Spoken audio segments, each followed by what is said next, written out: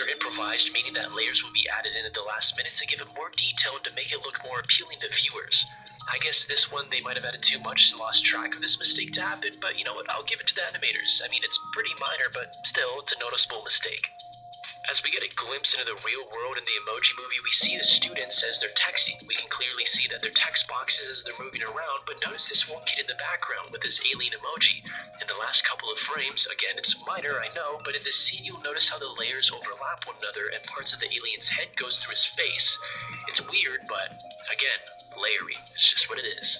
Number 3, transitioning. This was Tina. Access denied. Karen. Sarah. You'll often see editors include effects when transitioning to another scene to make it flow just a little bit better and feel more natural. If you're a seasonal editor, you probably might have noticed this mistake anyways and felt that it was smooth, but other times you might notice something off a little bit with the scene. The same could be said for Emoji Movie viewers in this scene because it did not exactly run too smoothly, and again, you editors out there probably caught this almost immediately.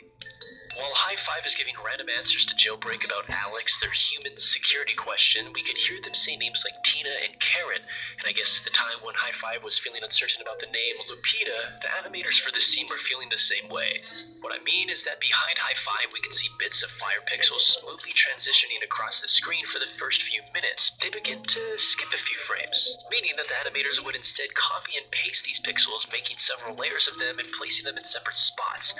A little bit lazy, but again, I can completely sympathize with that sometimes. Number 2, dust. Just won the lottery. Hooray! I'm a millionaire!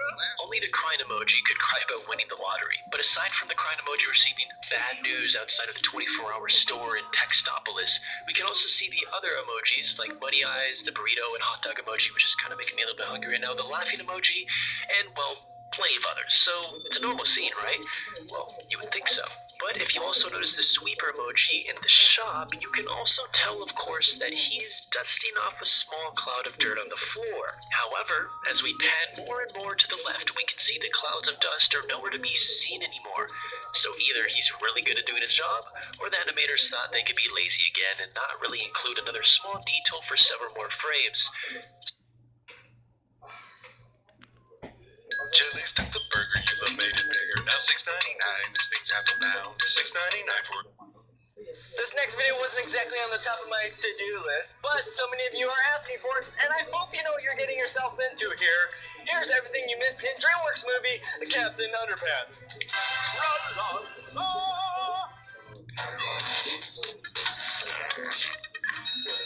You might not think that a movie geared towards kids would have so many Easter eggs in it, right?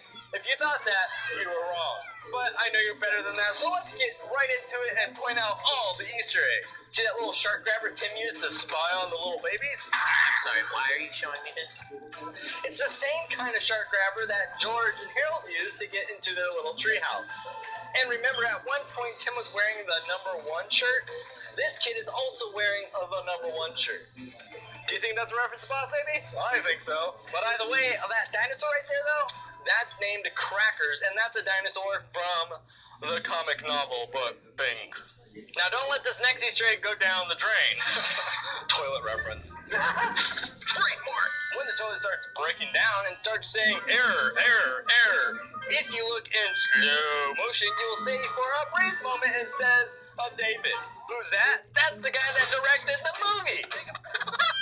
I'm sure you noticed George and Harold are always changing the letters around on the sign. This is originally how they met, though, in the book. See, Harold was being bullied, so George changed the sign at a gas station to cause a diversion.